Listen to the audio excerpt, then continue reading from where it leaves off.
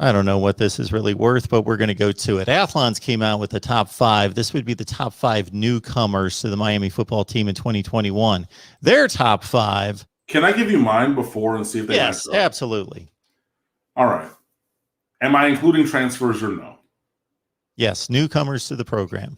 Charleston Rambo, Tyreek Stevenson. I don't think it's close there, by the way.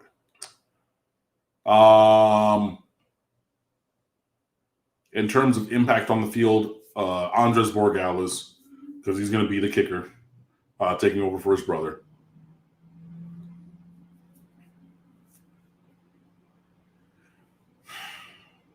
DeAndre Johnson's in the conversation for me, but I think that's safe.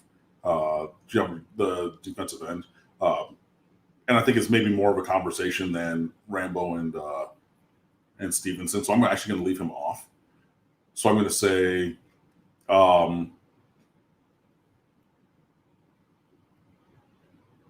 for this year, Cameron Kinchins at safety.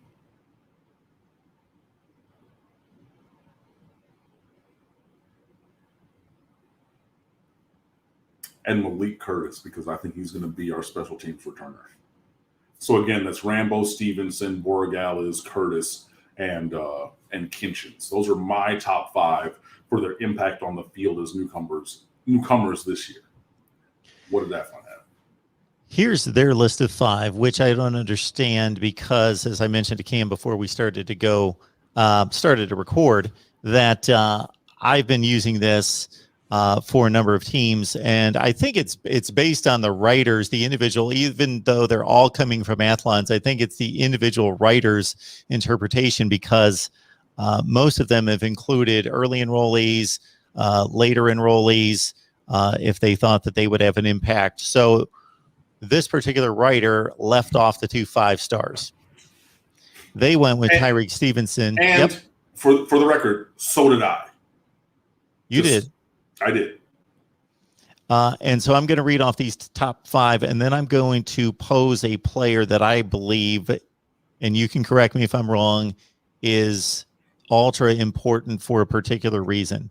Okay, Tyreek Stevenson, Charleston Rambo, DeAndre Johnson, Elisha Arroyo, and Cameron Kinchins. That's their 5.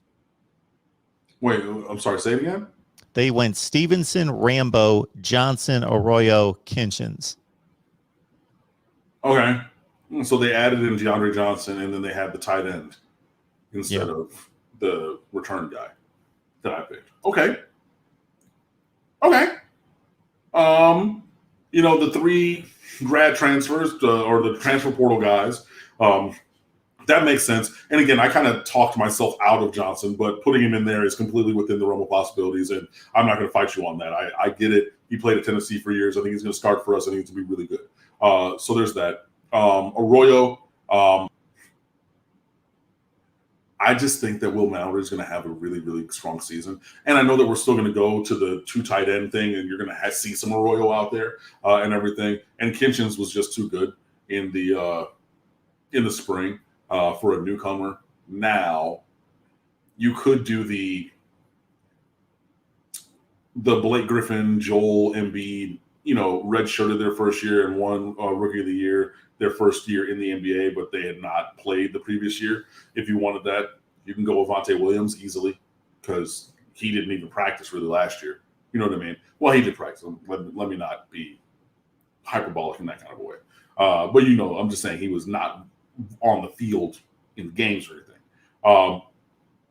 So you could easily go there with Vontae Williams. You could easily just go to the 5 stars and say, I believe that James Williams and Leonard Taylor are going to earn their way on the field. And even if they don't earn it, maybe we need to skip them ahead of some guys because they have higher potential. I could easily see you going there with that and everything. But that's a solid list actually from Athlon. That's a solid list. I would like to see it just 5 guys who didn't play at Miami last year. So even if you have a redshirt freshman or a second-year true freshman like Avante, but take out the transfers because you're bringing in transfer portal guys, grad transfer guys, ostensibly to be star players. So we already know that and everything. But if you're going with other guys, new guys onto the field, into the rotation, or whatever, hell, I'll just answer my own question then. You got the 2 5-stars, Williams and Taylor.